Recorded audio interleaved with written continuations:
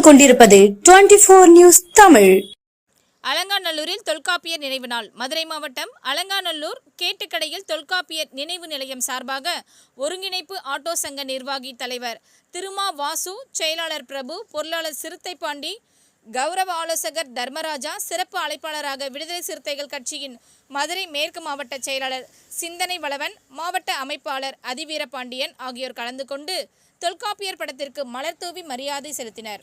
இதில் நிர்வாகிகள் வடகல் பூமி, ஒன்றிய நிர்வாகிகள் கடல் கேசவன், தமிழ்குமரன், 18ஆம் படி, முருகானந்தம், ராஜாராம் ஆகியோர் கலந்து கொண்டனர். தொடர்ந்து நிர்வாகிகள் அனைவரும் வீர வணக்கம் செலுத்தினர்.